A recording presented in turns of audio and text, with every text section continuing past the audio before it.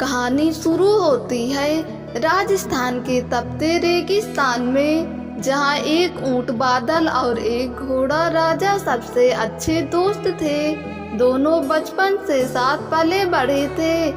एक ही गांव में एक ही मालिक के पास ऊंट बादल की चाल धीमी मगर मजबूत थी, तो राजा की दौड़ में बिजली जैसी फुर्ती।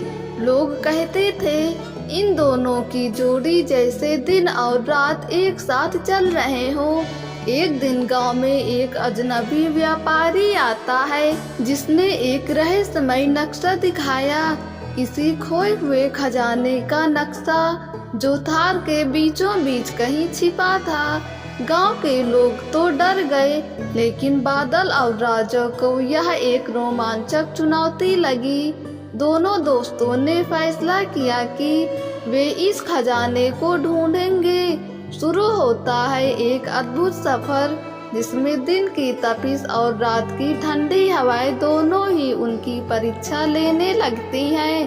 पर जैसे जैसे वे नक्शा के करीब आते हैं, अजीब घटनाएं शुरू हो जाती हैं। कभी कोई डरावनी परछाई उनके पीछे दौड़ती है, तो कभी रात को किसी की फुसफुसाहट सुनाई देती है।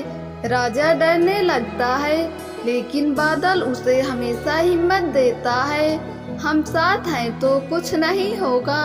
3 दिन के सफर के बाद वो दोनों एक प्राचीन खंडहर तक पहुंचते हैं। वहां जमीन के नीचे कुछ दबा हुआ था। जैसे ही वो उसे निकालने लगते हैं, जमीन हिलने लगती है और वहां से एक काला नाग निकलता है। वो खजाने का रक्षक था। नाग कहता है, खजाना तभी मिलेगा जब तुम में से एक दोस्त अपनी जान देगा, ताकि दूसरा इसे पा सके। सन्नाटा छा जाता है। राजा और बादल एक दूसरे की आंखों में देखते हैं। वो दोस्ती जो सालों से मजबूत थी, आज सबसे कठिन इम्तिहान में थी। राजा बोलता है, मेरी रफ्तार सिर्फ तुम्हारे साथ मायने रखती है।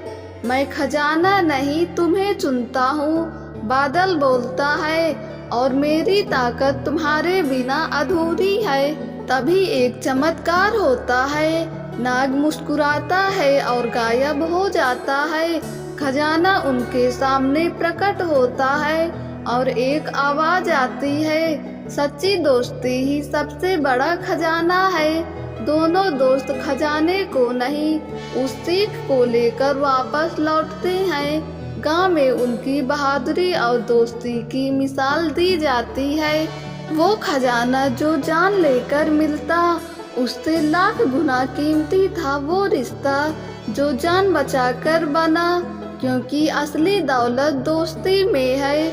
और ये कहानी उसी अनमोल दोस्ती की है, ऊंट और घोड़े की। दोस्तों, अगर आपको ये कहानी पसंद आई हो तो हमारे YouTube चैनल को सब्सक्राइब करके बेल आइकन को क्लिक कर दें, ताकि वीडियो का नोटिफिकेशन सबसे पहले आप तक पहुँचे।